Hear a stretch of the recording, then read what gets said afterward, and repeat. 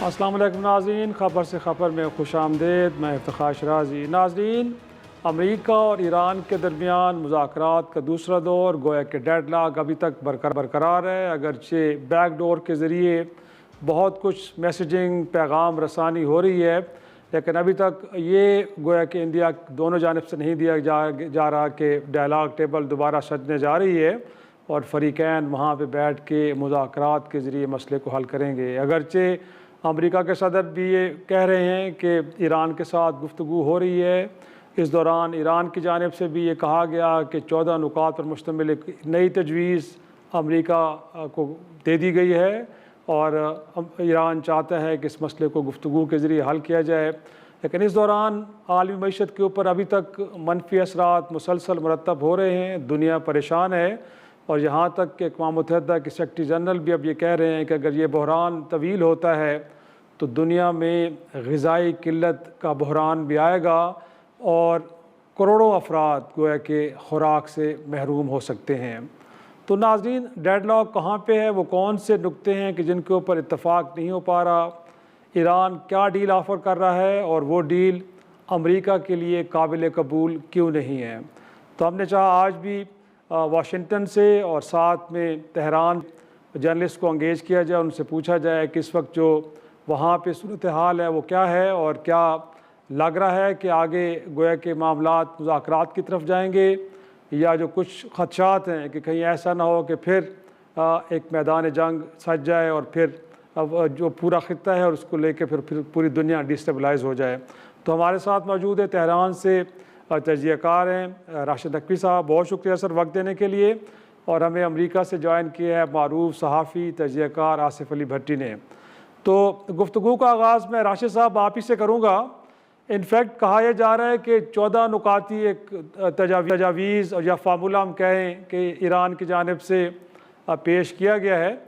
तो आपकी बार उसमें क्या ऐसा बदलाव है और तेहरान क्यों ये समझता है कि ये तजावीज़ अमेरिका के लिए काबिल कबूल होंगी?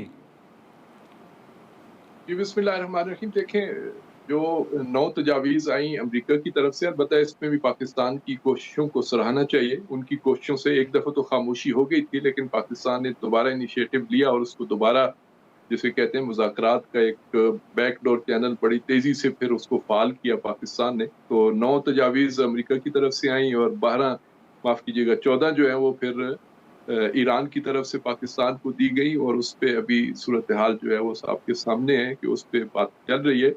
लेकिन जो ईरान का एक बड़ा मजबूत मौक़िफ़ है, वो ये कहते हैं कि पाकिस्तान ने बड़ी अच्छी कोशिशों से सीज़ फायर तो करवाया, लेकिन ये सीज़ फायर हुआ नहीं है, बल्कि अभी भी जंग जारी है। यानी ये ईरान का मौक़िफ़ ये है कि अभी भी समंदरी अच्छा। नाकाबंदी की सूरत में जंग जारी है, उधर से लुबनान पर इसराइल के हमलों की सूरत में जारी है। तो सीज़ फायर तो हुआ ही नहीं है। ये तो जंगबंदी की कौन-सी मसले, एक बड़ी एक कमज़ोर सी सूरत हाल है।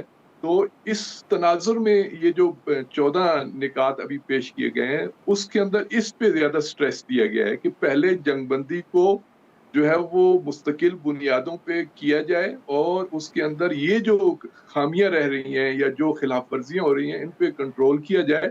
और उस उन्वान से फिर 3 मरहलों की बातें जो है ईरान के हलकों में चल रही हैं कि पहले मरले में जो है वो मुस्तकिल बुनियादों पे जंगबंदी और उसके साथ आबनाए हुर्मुज़ पे और जो इस वक्त समुद्री नाकाबंदी है उसका खात्मा है, ये पहला मरला है। और दूसरे मरले में फिर ईरान के अच्छा। एटमी प्रोग्राम के उन्वान से जो है उसको ज़ेरे बहस लाया जाए और तीसरे मरले में फिर सैंक्शंस का खात्मा और ये जो बाकी चीज़ें हैं।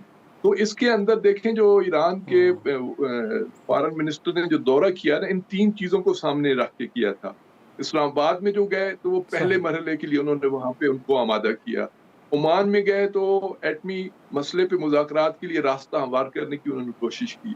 और जो वो रशिया गए तो वो सही। बुनियादी तौर पे वो सैंक्शंस के उन्वान से जो रशिया और चाइना मिलके उसके साथ कर सकते हैं।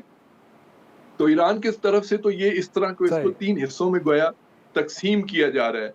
अब अमेरिकी सदर तो आप हमसे ज़्यादा बेहतर जानते हैं कि वो इतने पैंतरे बदलते हैं कि पता ही नहीं चलता कि वो जंग से पहले वाली सूरत-ए-हाल पे हैं या अभी तक उन्होंने, वो तो कहते हैं पता नहीं मैंने किया हुआ है समुद्री नाकाबंदी, उधर वो कहते हैं कि 3 दिन के अंदर जो है वो ईरान के जितने तेल के कुएँ हैं वो खुश्क हो जाएँगे। अभी तो 5-6 दिन गुज़र गए हैं, अभी तक तो तारी जा हैं, खुश्क नहीं है।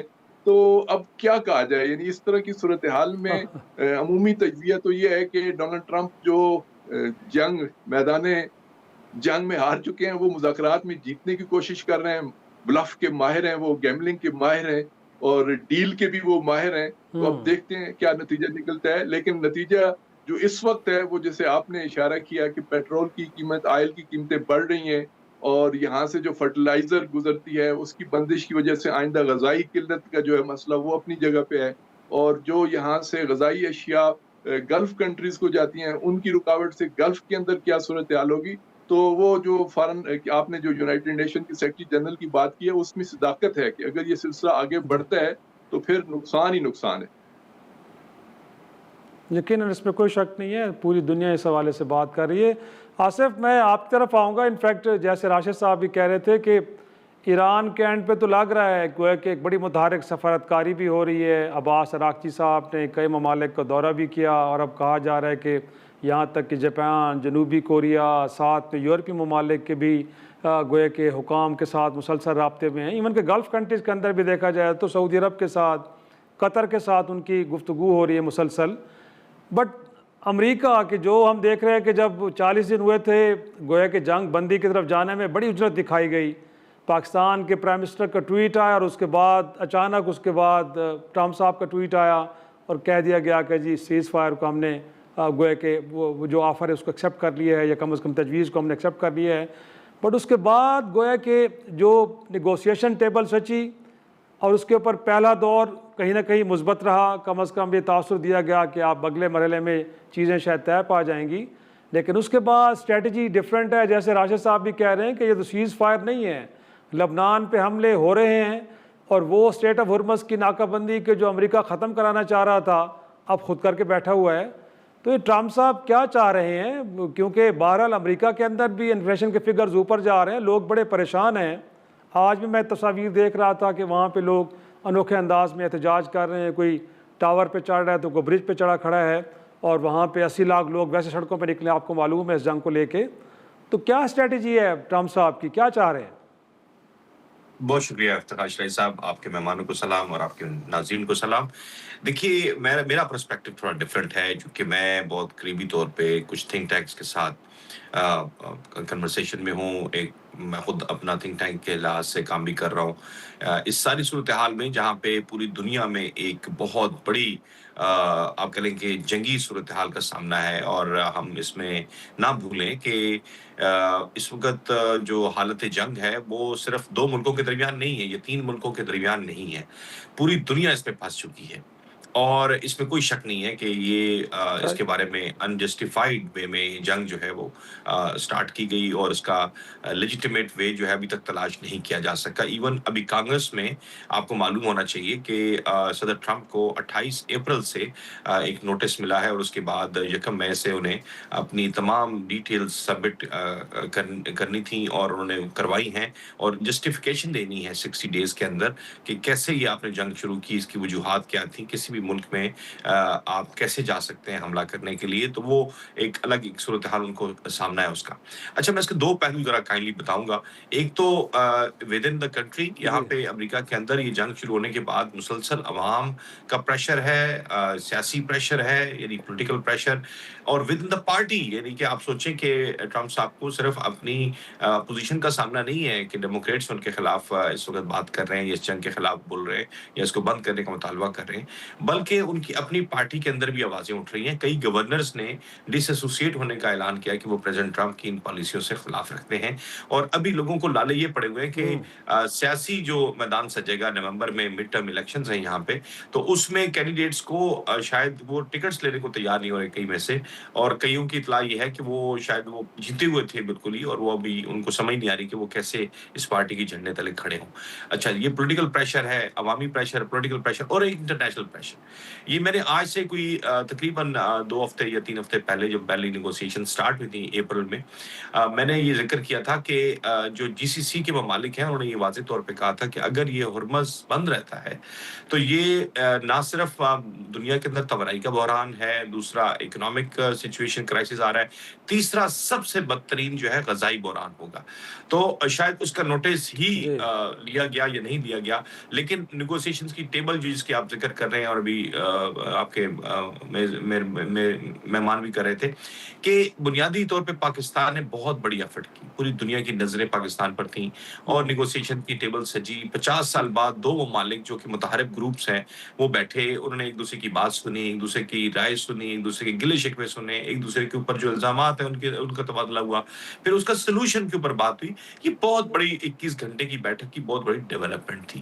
اچھا، اس ڈیولپمنٹ کے بعد آپ دیکھیں کہ دونوں ملکوں نے اور ایران نے ویری گڈ جسچر کہ انہوں نے being a good will gesture انہوں نے ہرمز کو کھولنے کا اعلان کر دیا۔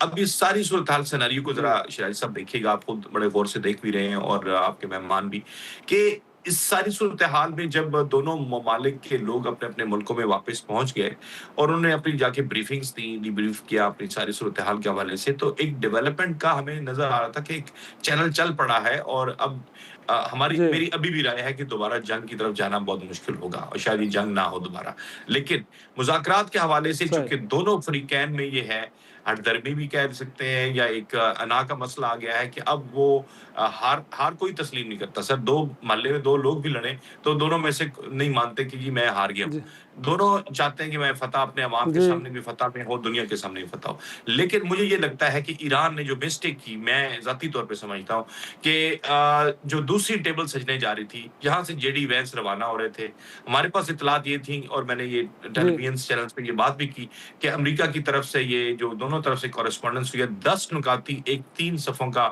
ڈرافٹ تیار ہو گیا ہے اور اس پر اب بات چیت ہوگی اور اس کے اندر یہ سارے نقطے تھے، ایون یہاں تک کہ شاہد صاحب کئی معاملوں کے اوپر جی امریکہ نے ایگری کر لیا تھا ان پرنسپل، جس میں یہ جو بنیادی نکات ہیں، جس میں اگر ایران جو ہے اپنے ایٹمی اسے دستبردار ہوتا ہے پروگرام سے، اور جو آپ کی یورینیم افزودگی کی جو 900 پاؤنڈ کے قریب پڑی ہوئی ہے افزودہ شدہ یورینیم، اس کو انٹرنیشنل اٹامک انرجی ایجنسی کے نگرانی میں دینے کے ساتھ ہی میں جو کچھ $30 بلین پڑے ہوئے ایسٹس پڑے ہوئے ہیں امریکہ کے اندر، ان کو ریلیز کرنے کے ساتھ ہی میں دوبارہ حملہ نہ کرنے کے حوالے سے جو ایک ایران نے ڈیمانڈ رکھی تھی کہ اس کی گارنٹی اور وارنٹی چاہیے ہے۔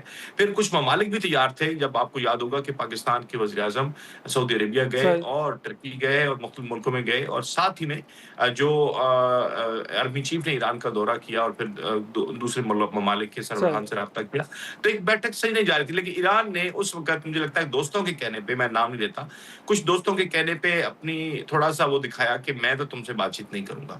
وہاں سے کہانی جو ہے نا وہ تھوڑی چینج ہوئی ہے، اور اس کے بعد وہ کہانی جو بدلی ہے اس کی کوئی وجہ نہیں بتائی ایران نے کوئی وجہ نہیں اس کی بتائی، اور پھر وہ ہوا کہ ٹرمپ جو ہے وہ آپ جیسے لفظ استعمال کر رہے تھے آپ کے مہمان کہ جی وہ بڑے پلیئر ہیں، 80 سال سے بزنس مین ہیں اور ان کے غیر روایتی قسم کے سیاستدان ہیں، غیر روایتی قسم کے حکمران ہیں، انہوں نے اس بات کو دوسرے انداز میں لیا اور انہوں نے بلاکٹ کر دیا اور ان کے ویسلز پکڑ لیے ایران کے، اور ساتھ ہی میں یہ بھی کہہ دیا کہ اب میری باری ہے، اب میں ویسے کروں گا جیسے ایران نے دنیا کا نعت کا بند کیا ہے اور میں جو ہے ایران کا بند کر دوں گا، اور اب ایران کو احساس جو بار بار بھیج رہے ہیں، اب دو نیا ڈرافٹ بھیجا ہے 14 نکات کا کہ ٹرمپ اس پہ غور بھی کریں، یہ ہمارے پاس انفارمیشن ہے۔ یہ ایران کی میں سمجھتا ہوں کہ شاید کچھ زیادہ اچھی اسٹریٹجی نہیں تھی، اور اس کی وجہ سے اب ایران بحران کا شکار کی طرف جا رہا ہے، جو کہ بہت شدت سے ہوگا۔ ناظرین، ایک چھوٹا سا بریک سے واپس آئیں گے، گفتگو کے سلسلے کو آگے بڑھائیں گے۔